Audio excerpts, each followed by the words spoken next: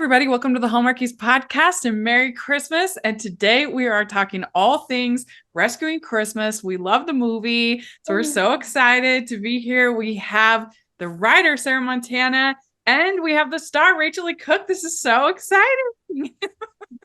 Thank you to both of you for coming on. We're so thrilled to be here. No, I always love being here. Thank you so much. I'm so excited to talk Rescuing Christmas. Yeah. Well, so Rachael, this is your first time on the podcast. So why don't you introduce yourself to our audience and tell us a little bit about yourself? And you know, you've been acting for forever, but yeah. These are very broad things, Rachel. I will do my best. I was like, can we just talk about Rescuing Christmas? Yeah, we will. I was born in Minneapolis, Minnesota, a very long time ago. No, first of all, again, thank you so much for having us on, and thank you for your just whole pure and committed fandom to the Hallmark universe. Like, thank you for uniting people. Thank you for being, you know, the person carrying the flag at the front of the parade. Thank you, thank you, thank you. Well, it's our pleasure. It's our pleasure. Awesome. I mean, how did you first get started when in acting, like as a child star? Sorry, you're gonna have to tune in for this, Sarah. Love it. Yeah. I'll get through it as fast as I can. When I was very young, I have wonderful parents, and they were always just people who said you can be absolutely whatever you want to be. And much to their surprise, I was sort of drawn to the world of like print modeling, because there's a lot of advertising that happens out of Minneapolis, where I'm from. There's just a lot of big companies based there. So when I was young, I wanted to be in the Target ads, like some of my classmates had been. So I thought that would be neat. And then, you know, I'm me, and I always like want to see if I can kick it up a notch. So I was like, what if I try to, you know, get work like acting? I tried to get in plays. That didn't work. I was too like soft spoken. I couldn't dance or sing. So I thought that it wasn't really for me. But then years later, I got an audition, even though I didn't know what I was doing at all, for a short film that was filming locally, and somehow got it. Local writer, director, Peter Sievertson, incredible talent. And the movie came out really nicely. So then all of a sudden I had tape. And the biggest conundrum back then, before everyone was a YouTuber and making their own content and being their own brand and whatever, is it was hard to get an agent if you didn't have tape, and you couldn't get tape if you didn't have an agent. So all of a sudden I had jumped the most difficult hoop by having a good piece of tape. Manager Beverly Strong, who's an incredible woman who I worked with for many years, sent that tape around, set up agency meetings for me. This is when I was 15. And then I was somehow able to book the first feature film that she got me an audition for. Wow. So I was very lucky up front. Like I've always said, luck is a pay now or pay later kind of a deal. It was certainly difficult. I had a lot of on-the-job training, which is clear from the results that you'll see in my early work. I was pretty confused about why I'm even in any given scene for a couple years there. To me anyway, but I'm very critical. Yeah. And so I started working from there, highs and lows. The rest is history. I've been in the game for a long time now. So I didn't realize that you had a connection to Minnesota. Was that something that drew you to this project? Well, I'm just very lucky that Mar Vista, who made and believed in the movie, you know, from so early, that they had existing, you know, relationships with an incredible producer and production services companies out of Minnesota. Yeah. So I wish that I could say it was all me bringing jobs back to my home state, but really, we just knew that Minnesota could deliver on the snow and all of the, you know, the sort of friendliness to the production world, especially in Duluth, where we shot the movie. Well, so Sarah, you and Jim are the credited writers on this project. So how did you become involved, and what was that process like as far as working with him on this film?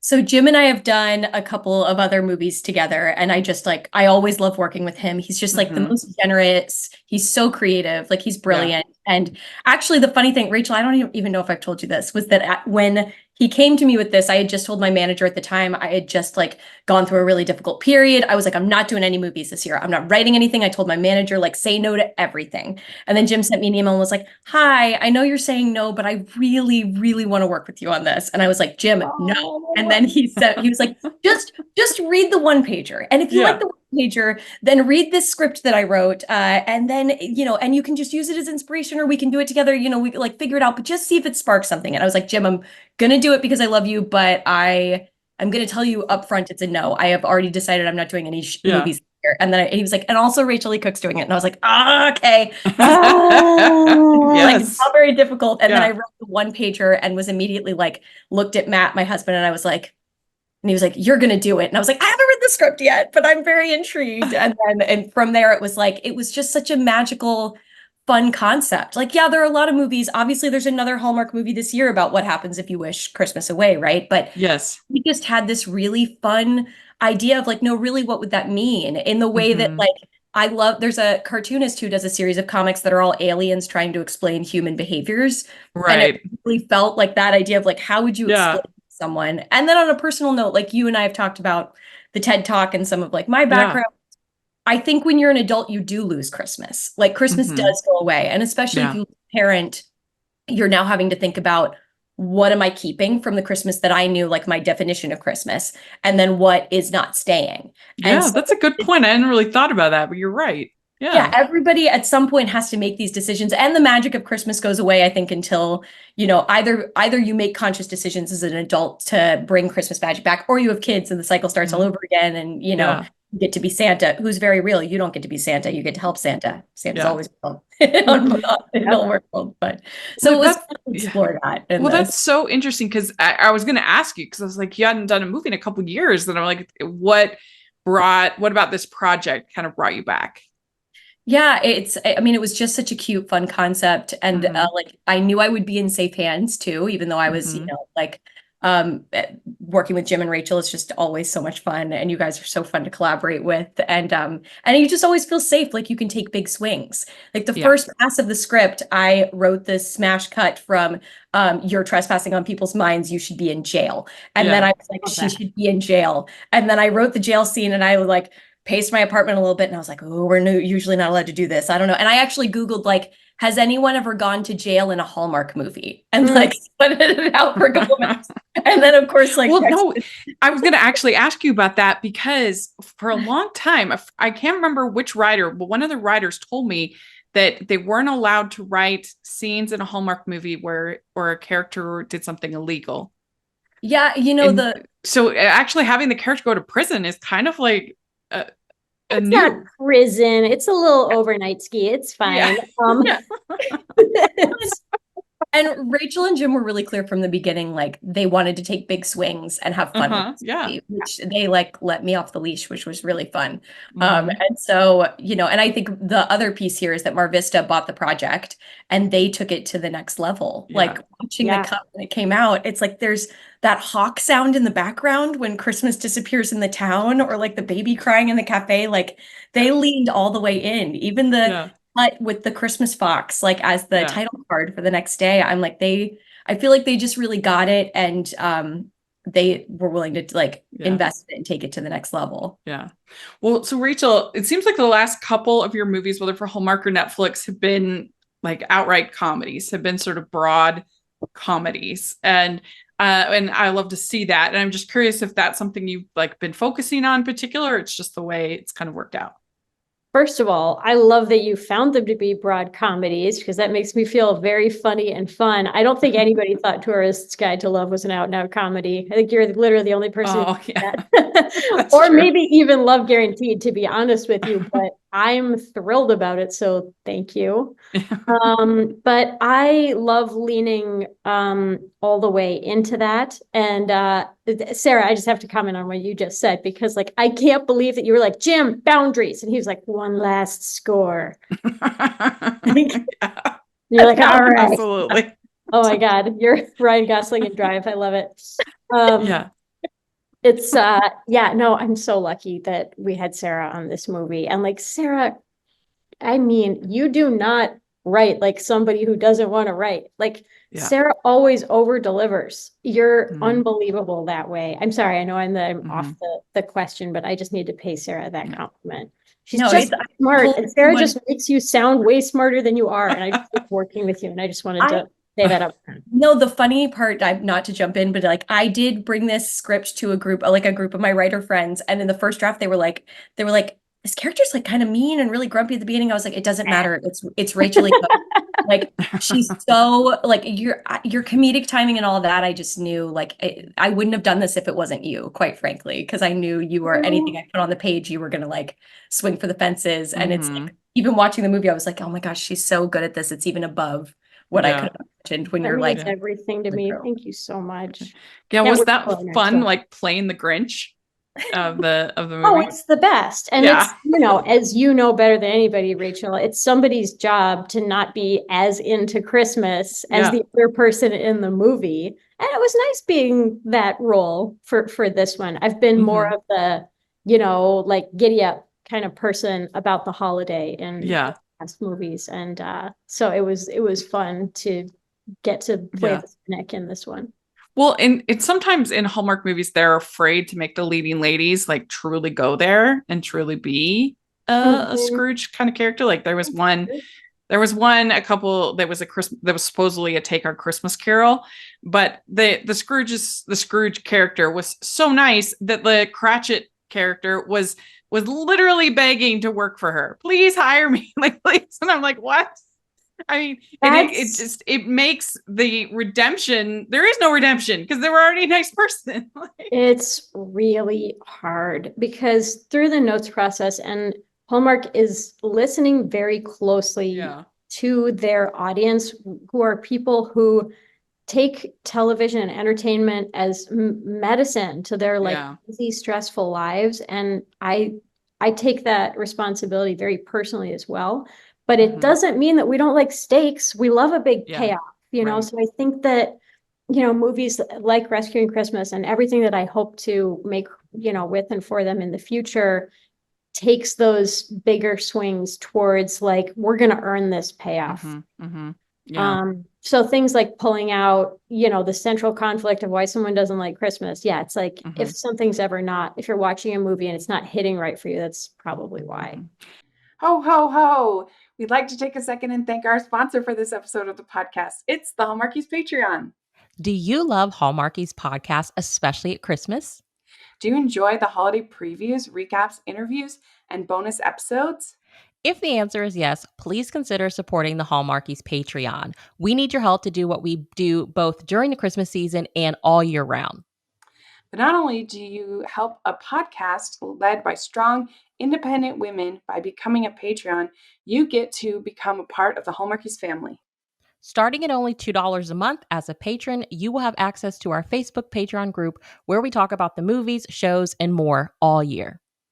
We also have many monthly patron watch-alongs with guests like Lacey Chabert, Natalie Hall, Paul Campbell, Mary Lou Henner, and more, giving their behind-the-scenes details of their films. As a patron, you also have the chance to provide input into the podcast and even join us at different tiers. So this Christmas season, spread some cheer to the Hallmarkies Patreon and become a member today. You won't regret it. Go to patreon.com/Hallmarkies to learn more. That's patreon.com/Hallmarkies. Well, Sarah, I have a question for you as a writer for Hallmark movies. Why does Hallmark love photographers so much? This one was not a Hallmark note. It's so funny because I listened to the podcast that you guys did in the review, and it was so funny that the two movies you paired up both had protagonists who are photographers. Yeah. And there's like two things happening. One is that Jim Head actually did that as an homage to a photographer friend of his who does these beautiful triptychs. And the funny thing, I like in the podcast when you guys were talking about this, I have a best friend who works for Gagosian and works in the like professional art world. And it is photography. Like, yeah, the bulk of photographers are probably doing digital things now, but if you're still in the gallery space, if you're still using those old school techniques and going to the dark room and doing all of that. So we thought it would be fun and hands-on to do that, show that. And the kind of photography Erin did went through a couple of different iterations throughout the notes process. And then when you get into production, it's like, you've got to figure out what makes the most sense too. But then the other piece of it from the writer answer, I just actually had to do a presentation on Hallmark movies to the Writers Guild of America. We did these workshops. Oh yeah, you messaged me about that. Yeah. Oh my gosh, your presentation was so helpful, by the Oh, way. good. But kind of along those lines, I've experimented. I've had some movies where if it's too businessy, it's not as exciting. And so when you think about what careers people are going to have, this is still something where you want to see high stakes. You want to see this character go through challenges and obstacles. But at the same time, it still needs to feel like escapism and fantasy a little bit. You need to find that balance. And so the careers that have done best for like like photographer was great for this, or the one who was the animator in Love to the Rescue. It's a career. There's a sense of whimsy. That was fun. There's fun, the neuroscientist in Two Turtle Doves, that was so far. It wouldn't have been fun if she was just a neuroscientist, but she was a neuroscientist who was studying grief. And so that works for the movie. But as you said, for this, like lawyer works for Sam because we're inverting the lawyer trope. But regular lawyer doesn't always have as much escapism because the assistant isn't always as fun and magical. So I think there's only so many careers that have that sparkle to them. Yeah. No, and it's a visual medium, which just plain works better for movies. It's like we can point to the work and look at the work. It's not like I'm a writer who is writing and then you just see them. Well, and probably like easier to recreate than like sculptures or paintings or things like that, so that makes sense. But I really I loved Sam Page in this. That I said that he had like Cary Grant vibes in this movie. And so when you're in one of these rom-coms, Rachel, like what do you do to kind of build chemistry with your co-star? Sam is it's just so hilarious. For the first couple of months, like I tripped over like thinking, I was like, I must be saying the actor's name wrong because we've been talking about the character for so long. But from the very beginning, we knew that you talked about creating chemistry. I knew Sam a little bit. I'll just take it all the way back to that to directly answer your question this time. We did a movie, and I'm thrilled I get to talk about this. No one is going to expect what I'm about to say. He and I did a movie with Snoop Dogg in, I think it was 2009. Nice. And I wish that I could just end the interview with that so people could just go, what? And Google it.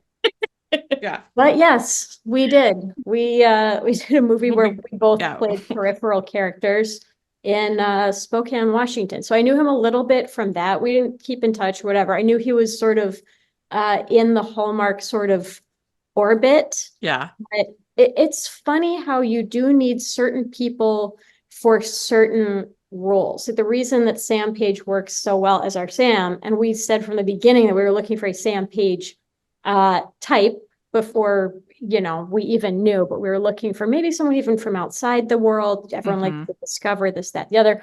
But the reason that Sam works in particular for this casting is that a lot of people come across to, even if they play the sort of like, brooding, sweet, sensitive, you don't believe that they could have an optimism, a naivete, you know what? Why not? Why couldn't that be true? Kind of like energy about them. They come across accidentally cynical. And there's something, no matter, Sam will be, he's only becoming more of a grown-up as time goes on, as all of us are, God help us.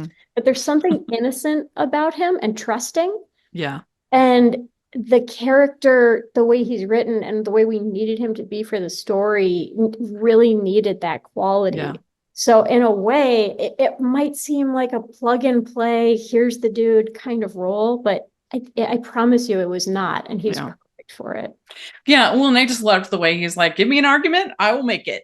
I'm the best lawyer in the whole world. Yeah. And Sarah really crafted that. He's like, I don't think so-and-so should get the beach house. Doesn't mean I'm not going to argue for it. It's just like, I love that. That's such a cool, like debate team mentality. I think it's just awesome. Yeah.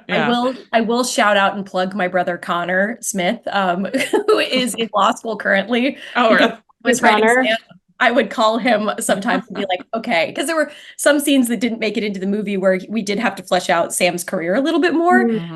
But I did think about Connor a little bit as I was writing this movie. I was like, what would Connor say if I came home and was like, you got to believe me, there's magic? He'd be like, okay, you're crazy, but I'll make a case for, I love just debating things. So something, I'm so happy to go all in. And I love that. Well, I loved the two elves. They were the Right? best. Thank you, Especially Jim. Thank Debbie. you, Jim, for checking Debbie. Yeah, Yes. they were Yes. hilarious. And so that was a more Jim contribution? So the script that I mean, the name Chuck and Debbie and the elves were like in the first script that he wrote were a huge part of why I said yes. I mean, I was literally like, I'm like just after miscarriage being like, I just want to go into my hole. And then here are these two delightful elves. And I was like, and they were so like, Chuck was cranky and Debbie was like delightful. And it was so fun that I was like, okay, but I would have fun like Yeah. getting to write for these characters. You know what I mean? Like, and so They were yeah, so that's funny. 1,000% all Jim had. And the magical realism. And I mean, he just, yeah. My two favorite lines, the one where Chuck says that I hated the tooth circuit, but a job's a job. Yep. that was really funny. I hated working teeth. Yeah. I got an old fairy contact of mine. I love them. I love them. Yeah. Sarah, also, I didn't know that. And I'm sorry, honey. Oh, And no, it no, makes no. me that much more appreciative that we have had and have you. It was, Yeah. it was the perfect gift. I actually like, not to take something like Rescuing Christmas to a dark place, but it was really healing to write because Christmas is always, ironically, as somebody who writes Christmas movies, Christmas has always been a hard time of year for me. Yeah, that makes with sense. everything that happened with family and all of that. And this was the first year because of writing this movie and how silly and how fun and how much we had to unpack those traditions. Like I actually got excited to decorate this year and I Yeah. actually got excited to have fun with everything. And that's the first, I mean, it's been 15 years since my mom and my brother died. And this was the first year that I went, wait, this gets to be whatever I want it to be. So it's this magical, like, Sarah, Yeah. who's like cutting the onions? Stop it. Stop it. That Well, it warms doesn't my make me heart so happy all the because way up. Thank you. yes, because your other movies have been more tender, more sweet, and this one's more silly. But I'm happy that that was intentional and that it was that was an important experience for you, and that makes me happy. yeah, Yeah. it's not to like, it's sometimes the ones that are more tender, like I'm very proud of Two Turtle Doves, but it was a hard movie to write and it felt like Sure. something more like you were giving your experience to an audience than being like, oh, I'm tired. Okay, now I got to go like recharge. This Mhm. one felt 100% like it was giving to me. And I was like, man, I hope people like it. Like, because I'm not thinking, I like just to think having that a you time. write to amuse yourself, like a little bit. Yeah. Yeah. Like, and everyone who like so many of us love your writing, and like I think that you give us a lot of credit in the way that you write. You're like, they'll get it. And those are some of my favorite moments from you. Yeah. Yeah. It's really, as long as like the fun thing about this process, and it's just more fun to write with people who are collaborators too. Like it's more fun to write with Jim. It's more fun to know that like Rachel is going to see the script before everybody else, because there is that feeling of like, I'm writing to these two people. And if Mhm. they love it, then like, and that I actually think that makes your writing better. When you try to write Mhm. for everyone, it gets too broad and it gets diffused and it doesn't have the same thing. Yeah. When like Rachel loves this and Jim loves this, then I don't actually really care what happens after that. Yeah. Not because I don't care, but because it's like, we did it. Like that laser focus actually, I think, sharpens everything. Yeah. So I mean, obviously you had a great script, but did you have any improving in this one, Rachel, that you got to do? Sarah's like, I caught you messing with my work. You're busted. Oh, I cook." loved it. I loved it. Well, it's funny. Well, like, credit to like Sam Page. Like he knows what people, want from us in these moments so well. Like he gave great buttons. Like when he eats the cookie, like we had thought it was maybe just like a peaceful end to the scene that he just thoughtfully eats a cookie. And then he was like, Christmas is delicious. And I was like, that's going in the trailer. That's just happening. It's the best good. line of the movie, and I didn't get to write it. I mean, I wouldn't go that far. No offense, Sam. But it's a delightful, just like quick button moment. And also I think that there's improving, but it's always about the framework that gets you there. I don't like it when people try to like scoop credit on that too much. So yeah, we had the latitude to have fun, but yeah, that's all Jim and Sarah. Oh, and I wanted to say before I forget that Chuck is named for Jim's partner, Chuck, who we love. Oh, really? That's great. Hi, Chuck. Yeah. Well, so I thought it was so clever how you were able to come up with so many ways to celebrate Christmas without Christmas stuff. That must have been Mm. challenging. It We was, were spooked by the production design. Sorry, Sarah. oh, Yeah. do it. You baked it into the script, but I couldn't even tell how, but I was a little bit scared of what the visual was going to be when I got to set. I was like, is this Yeah. going to be a bunch of like, red and green M&Ms? Like, is this going to be janky looking? Is it going to Yeah. look like a 99-cent store just kind of got dumped everywhere? I was a little bit nervous about it, but they were they curated it in such a Yeah. beautiful, silly, thoughtful way. I could not be more happy with it. It No, was I mean, so smart.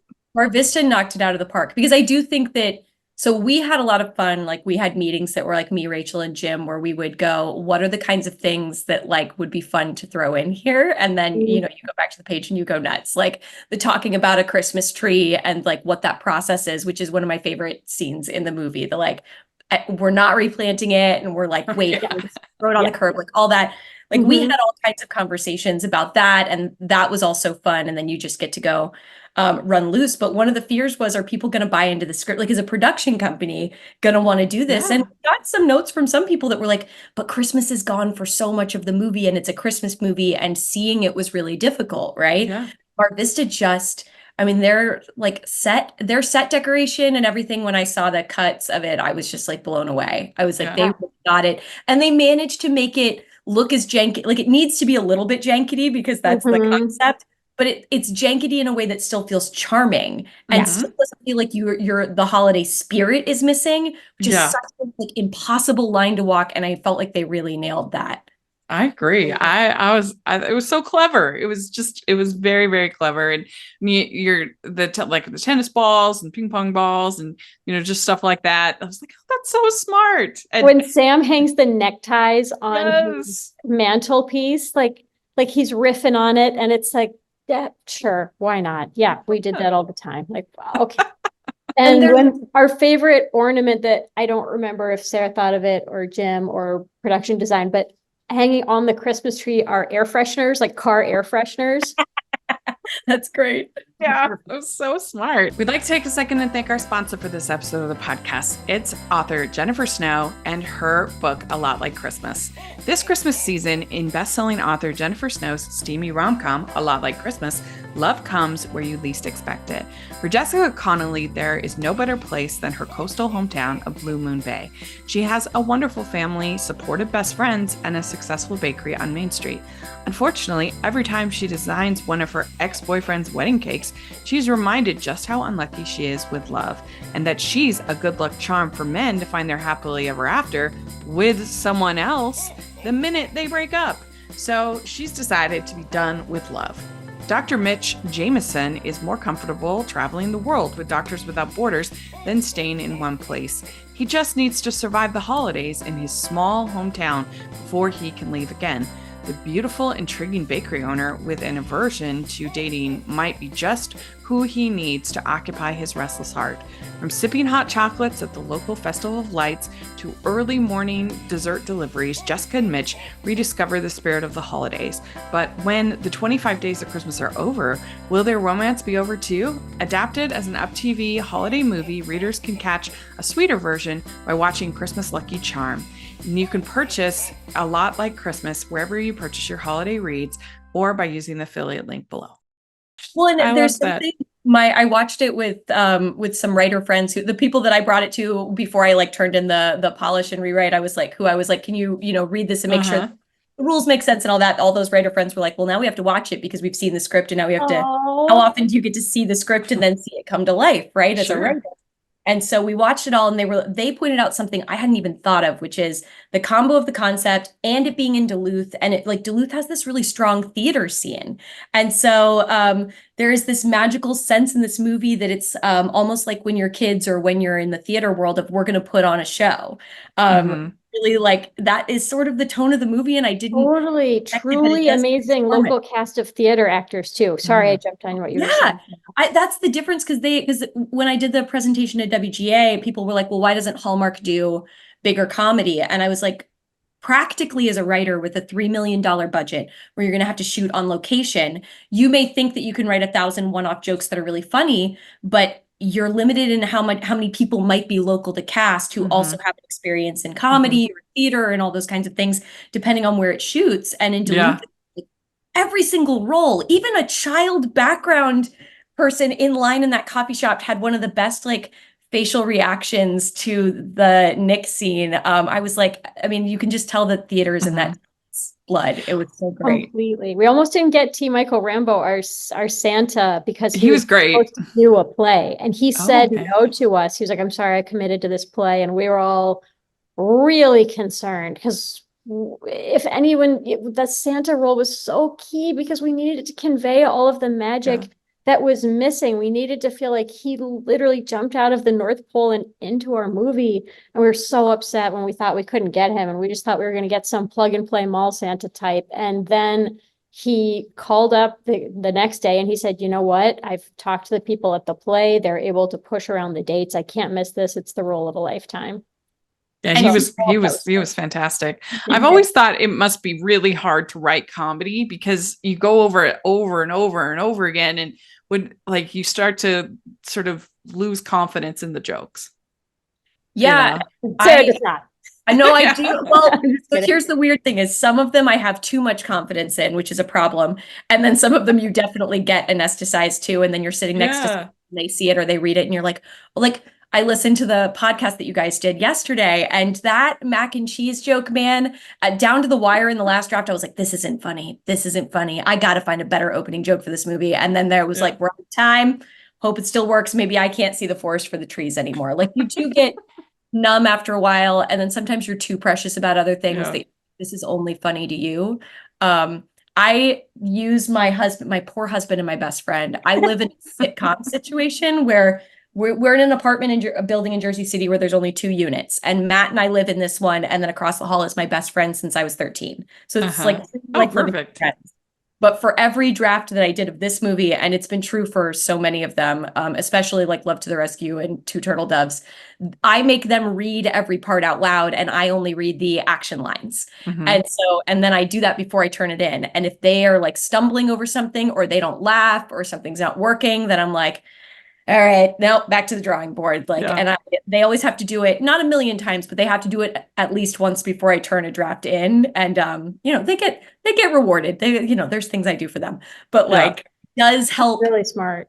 You have to and I could tell even with that, we all speak too similarly. And so once in a while, like when the movie goes into production and a line changes, I'm like, right, because that was impossible to say. Like, I think that way and speak that way, but I just sometimes you can tell you created something that's basically a tongue twister, and you're like, nope, that needed like 3 more passes, Sarah. You need to think more less down. But it's so little of your scripts get changed, Sarah, way less than a lot of people, I would say, from what I've heard from friends or in my experience. You end up like futzing with things on the day, or you have to adjust for the actors. Like, I think the only thing that we had to adjust a little bit is that our wonderful Archie character, Ahmed Mawas, like when he says anything, you hear it, because the way he sort of eats, like he chews words. He chews this, like he's just everything he does is so potent.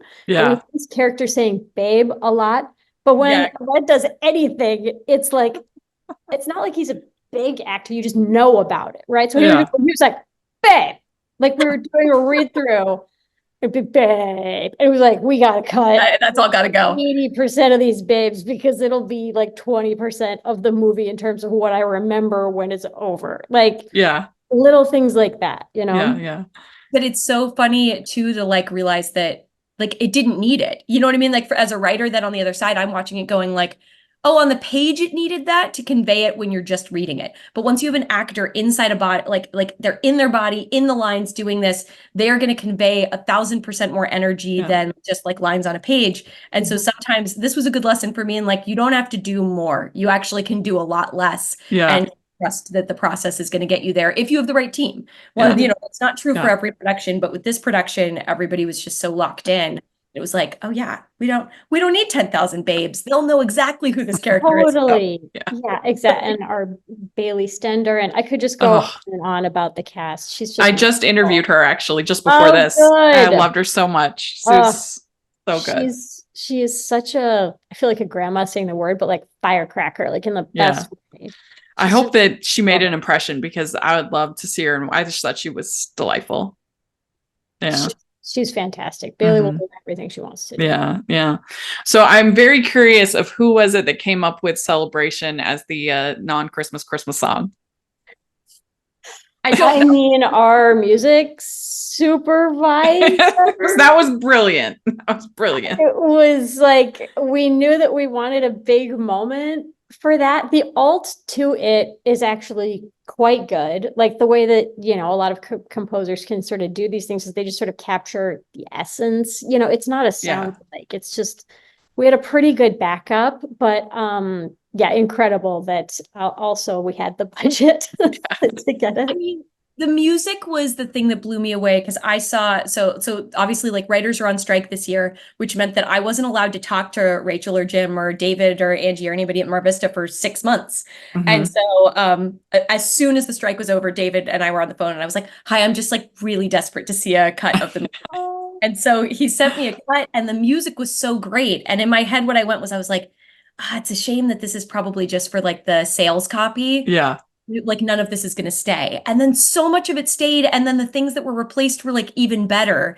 Because I mean, the composer for this, there were moments where I was like, this has like that Home Alone soundtrack magic or Oh like, my God, Joey Newman, shout out Joey Newman. oh He my is Yeah. fresh gosh. for us. Hmm. Unbelievable. He records, some of the choral elements are, I think I'm not supposed to say this, but they're like his family. And he plays many instruments. And yeah, he could not have done a better job for us. I don't Yeah. know how we got him. Hmm. It's incredible. Yeah. It was just like the perfect, I just thought it was the perfect song for a Christmas song that's not a Christmas song. It was so smart. Well, how did Duluth become involved? Like where did that come up to have the movie set in Duluth Well, Mar and Vista had filmed made a there? movie that maybe that you would have heard about. Mar Vista made a movie called not Hallmark, so I feel like it's almost sacrilege talking about it on your Hallmarkies podcast. But some of your audience would have seen it called Merry Kiss Cam that also shot right Hmm. there Hmm. in Duluth. Yeah. And they had done that a year and a half prior. Hmm. And so they knew that they just had a good on the Mm. ground team there ready to go. Well, and Bailey was in that too. Mhm. Was she? Was Yeah. she the sister? Why am I struggling to remember this? That's right. Yeah. Nice. Yeah. Cool. Yeah, I thought you had some really funny lines, Sarah, in like I liked the I'm not drinking eggs. Like all of that stuff, I can't take full credit for because those are the kinds of things that like Jim and Rachel and I would be on a call at the beginning when we were first putting together like that outline, where you're just like, we're all just throwing out ideas about like what would be crazy to explain to someone, you know what I Yeah. mean? And then the jokes write themselves, Yeah. because you're just like, right, I like even as a person now, I don't really love eggnog. Yeah. So you also get to feed off those kinds of things. We all Yeah. got to throw things out there and be like, wait, why do we do this? Yeah. Mm-hmm. That was really funny. I also just thought everything with the Christmas fox. What is a Christmas fox? Yes. That was really we feel funny. like that was we were really hoping for a little mini Wes Anderson type nod with Uh-huh. the fox itself is so perfect. Emily, our director, took the fox home. She couldn't get it into her checked bag. I think it was like maybe driven to where she lives in Louisiana. I want to say it's the Yeah. Christmas fox lives on. Well, Is up in so her house. the wishes, she makes the first wish, the pizzelles. So I'm curious to both of you, what would be your kind of like silly but like little wish that you would make? Take it, Sarah. Does it need to be a cookie or like anything that A would treat or food or just something small. I probably I know what it is, and it is a cookie, ironically, because it would be like sort of Christmas related. I would want my mom made these orange cranberry cookies, but my mom was not a from scratch baker. Like she Uh-huh. was somebody who would like find a box mix and then she had like very Miss Frizzle scattered energy. So then she would Yeah. just doctor this box mix of orange cranberry with like white chocolate cookies and all these things. Ooh. For 15 years, Shannon, my best friend who lives across the hall, who is a baker and a chef, we've been trying to figure out what she did to those cookies to make them so good. And it's like a failure. Every year we're like, it's not it. And so I think my first wish would be like, I don't even need the cookies. Just like, I just want to shake her ghost and be like, what did you do? Like, what did you like? Oh my God, it's like the Friends episode so where sweet. Phoebe finds out her mom was making the Toll House cookies. The Nestle Toll House. Like, Toulouse. it's exactly that. I'm like, I know it's probably like some Krusty's box mix, but like, which box mix is it? What did you do? How many eggs? Like, we can't figure it out. That would be my wish, I think. Yeah. Yeah. What about you, Rachel? Do you have any? Oh, my mom, it's so weird. Like, I feel like Sarah, like, maybe like low key works for the CIA and just like knows things about my life sometimes that like ended up in the movie because my mom used to make pizzelles for a local bakery. I would come home and there would be stacks of hundreds of them on the counters, like when I would come home from school. One time she went out of the room and our dog got into it. She had to start all over. It was bad. But like that was my actual childhood. So sorry, Mom, I didn't tell Sarah to do that as a nice nod to my actual life. So it's kind of odd. But my mom, like one moment one like acting moment that kind of bothers me from me, but that I should have done an option on. My mom said to me, when your character opens the box of pizzelles, because I gave them the script because I just knew that they would love it. And my mom said, when Erin opens the tin of pizzelles, she should smell them very deeply. And I remember thinking, like, doing the smell. I remember what Mom said, I'm going to smell it. But then I was like, oh, she doesn't even get one bite before Archie eats all of them. So I didn't mean for that to be like a double whammy. But now sometimes when I watch the movie, I'm like, oh God, don't look like an actress who won't eat the cookies. But I was just doing that because my mom said to smell the cookies. Yeah. That's well, that was so funny when you're like, you ate them all, you're out. Exactly. Like, you ate all the pizzelles. The line read on you ate all the pizzelles in your face and just like the music, like all of it together. Just, I was like, it's like you write it on the page and then like, it was just so perfect. Like, oh my God, it was incredible. And I love how much Ahmed like leaned all the way into it. He's not one of those actors who's like, can I get a spit bucket? Like he ate so many cookies, like never complained about it, but they were like, we bought a lot of cookies and they're all gone. Like, got into it. That is incredible. Really, also, those pizzelles looked perfect though. Like they were good. Perfect. Incredible. Like I picked pizzelles because we had a neighbor like your mom who used to like every year we would wait for her to bring a tin of pizzelles around. Like, where are Mrs. Burdick's pizzelles? And then she like, and so when they opened the box, Shannon and I are watching and we're like, damn, those are good looking pizzelles. Yeah, my mom used to have like an open edge. You know what I mean? It would sort of we could eat the broken pieces. These were are they like a waffle? Did they like? Is there like a press? An Italian pressed like waffle. Okay, yeah. Sometimes they smell a little bit like orange. Like that sounds good. Thing on them, like Sarah's mom did. Rachel, what would yours be? You didn't tell us. Oh yeah. Well, I really like English toffee, so it might be. That might be my pick. That's everything. So you really got to dig it out of your teeth, but it's still worth it. True. That's true. I also liked the line, you promised crafts and cocktails, people charge for that kind of fun. Yes. That was a good line. That'd get the crowd out. Well, because that kept, I think that was a notice. Like, why would people get behind your crazy notion?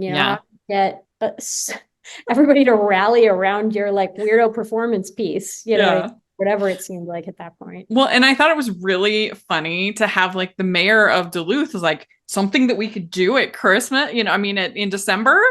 Because if I've thought of that many times, that if we didn't have Christmas, we would all be so depressed, not just because of Christmas, but because it would just be so like, you need that like thing in those cold months to like break it up. Because if you have a long winter, if it's getting into March and April, like sometimes it does, it can be tough. And that's with Christmas. If we didn't have Christmas, Mm-hmm. Oh yeah. it would No, be hard. as a New Yorker, firmly can attest to the fact that like without something to break it up by March, you're like it's cabin fever, full Kathy Bates and Misery level. Like it's not great. Yeah. And like, as you so well placed in the script, a couple times, Sarah, like, just bringing light at the darkest time of year. It's like, yes, just that thing that's needed, it's just perfect. Well, I loved the movie. I thought it was hilarious and sweet and clever, and I just really enjoyed it. And Thank you. Great job. Congratulations. Thank you so very much, Rachel, for spreading the word. I know we've said it a lot too, but like Jim had this like idea, at like, I think even years ago, and was just like, it's time to bring it back and like bring this thing to life. And like all credit to him that he, he knew who would be right for the project. And like, I mean, he had this really like, like for me, life-changing idea, this life-affirming idea that like, he brought light in the darkest time of year for all of us. So Sarah, stop it. Stop it, Sarah. Oh my God. We'd like to take a second and thank our sponsor for this episode of the podcast. It's the Hallmarkies merch store. Are you looking for that perfect gift for the postable, hearty, or Hallmarky in your life? What about getting that t-shirt or hoodie that will help you stand out at your next holiday party? Now is the time to check out the Hallmarkies merch store. Full of festive designs by artists like Jessica Miller, Carrie from Hallmark Comics, and more. You can even have more than just shirts, but totes, cell phone cases, notebooks, mugs, and more. And it isn't just Hallmark. We have designs for Anna Green Gables, Man from Snowy River, The Nanny, and more. Every purchase at the merch store goes to help support the podcast and allows us to make the great content you know and love. There are frequent sales, so go to tpublic.com/stores/Hallmarkies or see the link in the description. That's tpublic.com/stores/Hallmarkies. Well, we'd like to end with some rapid fire fun holiday questions. So, ready? Right. First question. What is your favorite holiday drink? Why don't you go first, Sarah? Oh, it's kind of basic, but like any kind of spiked hot chocolate situation. So like it does have to be oat milk because I'm over 30 and lactose. But yeah. I understand. Man, I was reintroduced to hot apple cider. I like it extra cinnamony, all of the spices. I'm like, it can't resemble Mott's apple juice. I want ultra spicy hot cider, super hot. Yeah, it was really funny. During the pandemic, I had ordered my Walmart order. I'd ordered some like spice wassail, like spice mix thing, and they'll do substitutions, and I either hadn't checked or whatever. And I get my my order, and the substitution was like for like garlic bread. I'm like, somebody didn't understand the assignment. That is blasphemy. That is not. It was really funny. That's a crime. That's a crime against you. Yeah. I hope Walmart hears this and issues you an apology. Everyone likes garlic bread. That's not the point. Don't get at me eating garlic bread. So funny. That's horrible. Yeah. All right. What is your favorite holiday cookie or treat? We haven't talked a little bit about it, but what about you, Sarah? Her mom's cookies with the orange. I think, if I could ever have those again, it would definitely be those. Oh, of course. Okay. So there is a hot chocolate cookie that I can't remember what website it's from, but we made it last year and they almost taste like brownies, but with like this marshmallow thing happening in the middle. They're really good. I think that's my new go-to. Yeah, that sounds good. That sounds good. All right. What is your favorite Christmas song or carol? I asked my kids that. Oh, sorry, Sarah, you first. Go ahead. Oh, you go first. I went first last time. Oh, I asked my kids, I was like, what's your favorite Christmas song? Because they're already, they're 8 and 10, but they're already like slightly salty about like too much Christmas music just when that time of year comes around. And I said, what's your favorite one? And my daughter kind of nailed it for me. She goes, Silent Night, because it's the only one that's not annoying. Kind of not wrong. Like if you've overdone it, like that will still kind of get you a little bit. Yeah, I agree. What about you, Sarah? My one is like very hyper specific, but it's for the same reason, which is it's not annoying and it's also like a little bit bittersweet, but it's Have Yourself a Merry Little Christmas, but specifically Judy Garland in Meet Me in St. Louis with the original lyrics instead of the like hang a shining star upon the highest bough. I think she says like until then we'll have to muddle through somehow. Mhm. It's just like very like jazzy, but So without being good. overly bombastic. Like, and her Mhm. voice is just perfect. That's the one for me that like, it's like, That that's gave the me goosebumps. That's my favorite too. I love that. All right. What is your favorite classic Christmas movie? oh no. Take it, Sarah. Um, that is so hard. There are some that are so good that I actually can't rewatch because they're too I'm not one of those people who can watch It's a Wonderful Life every year and be okay and functional as a human, even though I I Yeah. don't think know. it's really one of the best ones. For me, it's like a small roster of like, I'm gonna put together like it's the short ones. Like I have to watch the original Grinch. I have to watch the original Charlie Brown Christmas. And the claymation ones have a special place in my heart too. Like, those are the ones that I like have to watch every year, regardless of like what's happening. I think that might Mhm. be a childhood thing. Yeah. Um, yeah, I think that's there's something magical about those Yeah. what about you, Yeah. Rachel? I was just like, I'm never doing an interview also like alongside a writer again. You're just way better at answering everything that I am, Sarah. I'm like, God, you're good. Oh, damn it, Montana. I don't know. What? I mean, like, I am team Die Hard as a Christmas movie. Like, Yes. great. Oh yes. But probably just Elf. Just those. Yeah, that's fun. I mean, all year round, I like to whisper to you, like You don't smell like I don't Santa. know. You smell like bees. Like, Congratulations. You have the world's greatest coffee. How are we ever gonna top that? So Yeah. yeah, I tried to do Christmas Vacation with the kids. Parts of that don't quite hold up. In Yeah. terms of, like what I can It's share. fair. Makes me surprised that I showed it to them. So yeah, I don't know. Gonna Yeah. come Yeah. up with a word there. Sorry, Rachel. No, it's good answer. I mean, Christmas Vacation, there are definitely parts that don't hold up, but I have a fondness for it because my grandmother loved it, and she would Same. laugh to the point of like, breathe, grandma, like Love breathe. that. When squirrel comes out of the tree, That she is would lose it, magic. and It then is perfect. yes, and then when the whole thing with saying the Pledge of Allegiance, prayer, grace, they say grace.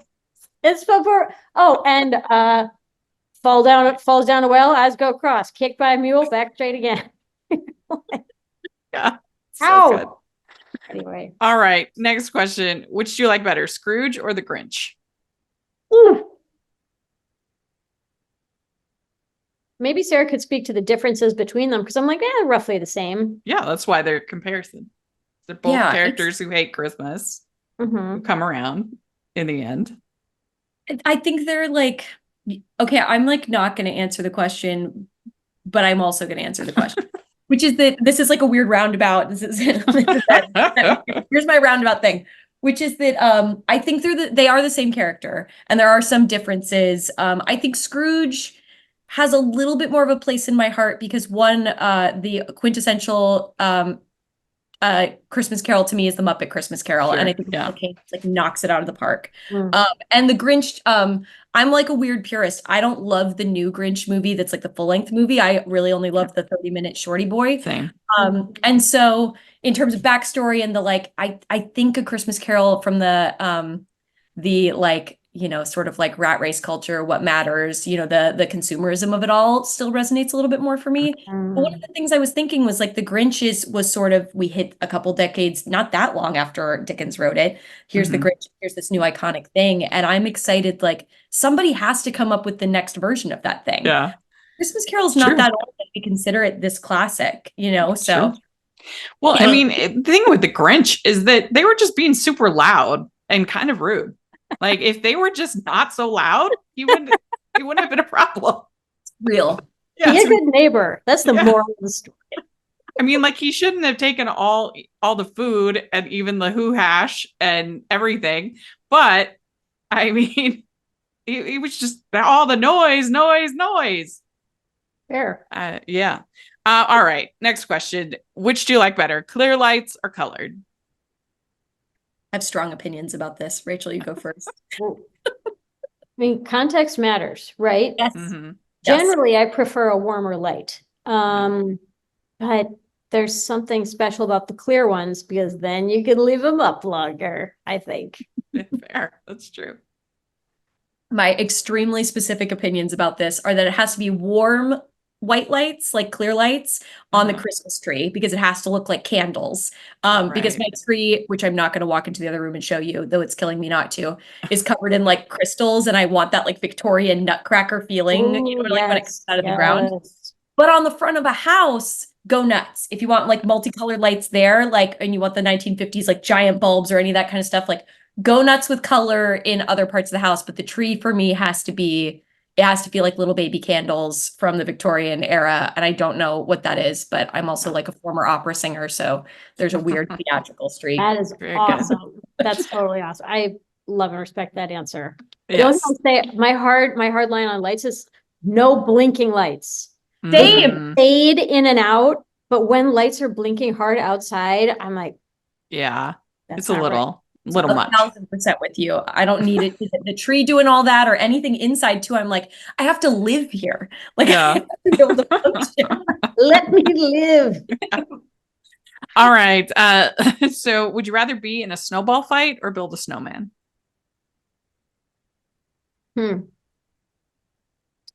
As a Minnesotan, I would say like we really got to talk about the snow quality. Snow quality and conditions being ideal. You want to have a snowball fight, but those are rare, right? Mhm. So, but that one time that you get nailed by a snowball and it like goes down the back of your jacket, that'll make you want a snowman only exclusively. It for does the take a rest. lot of snow though to make a snowman. It has to be pretty deep. It really does. Perfect snow conditions. You can literally just roll it and it just picks up snow. You can even see the Yeah. grass under. You're like, how is this happening? It's a Christmas miracle. Right. I don't know. No clear answer for me there. What about you, Sarah? It's tough because I had 3 brothers and 1,000 boy cousins. And so there's some trauma in there for sure. And also like snow conditions are never perfect in Virginia. It is like 80% ice. And so there's that feeling of like in perfect snow conditions, the idea of like snowballs that actually like hit you and fall apart. Like what's that Yeah. like? Instead of there being like full-blown accidents. And that feeling beyond the back of the jacket is rough. And I don't like nobody's okay afterwards. It's not a delightful fun, like, haha, like no, like grudges are still born decades later over that. But the icy snowman is also difficult because then you're out there, you had a grand vision. And in my family, it's like the snowmen are not going to be delightful little guys. They're going to be like the Calvin and Hobbes monsters coming up over the side of the hill. And that is a lot of vision without a lot of energy to do the execution. And so it always falls short. Any snowman's a good snowman though. That's true. Yeah. Like they're always like, they're never quite sized right, but they always last way longer than you think they're gonna. It's true. It's so true. There were some out there just like, I mean, everything had melted around them and those were still going. And I was like, the deterioration of the snowman's also sad to watch too. It's like giving someone flowers and being like, hey, I gave you something you get to watch die. Like it's like magical until suddenly you're like, I tell you, if you want to see one of these movies of the week that's super funny, it's about a snowman that comes to life and it's hilarious, called Snowmance. What is it called? Snowmance. So funny. You have to watch it and then report I back. love everyone involved in this. Yes, it's extra props to the studio exec who was like, yes. Yeah. It was so funny. All right, last question. Do you consider yourself a good gift wrapper or not? No. Oh, Sarah, this shocks me. I'm so bad. Like, it's so bad. Like, bags are such a gift. I like. You would frustrate Debbie. Yeah. Oh no, Debbie is not a character that is channeling me at all. Like, I'm very like I love her and I know her and she's in my life, but like I am not a perfect like I'm all creative energy goes into words. I'm not somebody who like is good at no, I had to take up painting because I needed a hobby that I knew I was bad at to like help with perfectionism. Anything visual or like involving these bad boys, no, very bad. Very bad. Interesting. That surprises me.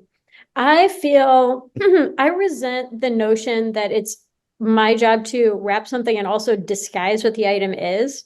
Like Right. people would be like, Rachel, that's a tennis racket. I'm like, you're welcome for the tennis racket. Right. Like Yeah. That's a good no, point. like the people put the difficulty level up too high. So I resent that, but I like doing it. I like the sort of fussiness of it. But I'm not like, the best gift buyer. Like I can procrastinate and not the best at it. Are you guys good at that? Well, you both are delights. Thank you so much for coming on Thank you. And talking with us. And I just, like I said, I love the movie. I thought it was really funny and clever and something fresh, which is hard to do in this space. So congrats on a great film, and hope you both have a very, very Merry Christmas. You too. Thank you. I'd like to thank Rachel and Sarah for coming on the podcast. This was so much fun to get to talk with them. I hope you all enjoyed it as much as I did. And put your thoughts and comments in the comment section. And you can follow me at Rachel's Reviews, all of our social media, iTunes, YouTube, and on Rotten Tomatoes. So check that out. Also, make sure you're following the podcast, Hallmarkies Pod and Hallmarkies Podcast, all of our social media. And if you're listening on iTunes, please leave your ratings and reviews. We really, really appreciate that. 5 stars. We super appreciate it. And if you are watching on YouTube, please give the video a thumbs up and subscribe to the channel. We appreciate that so much. We also have our Patreon group, which is the best way that you can support us. And we have awesome patron watch-alongs and Q&As. And we've had Sarah Montana on for a patron watch-along, and that was super fun. So great opportunities, plus exclusive reviews and other perks. Please check out the Patreon. It really, really, really means a lot to us. And also we have our merch store. We have tons of fun festive designs. So please look at the merch store. We really appreciate it. We got some new fun ones for the Hallmarky, hearty, and postable in your life. And just general movie fan, Christmas fan. And thanks again to Rachel and Sarah. This was a blast. And we'll talk to you all later. Bye, everyone.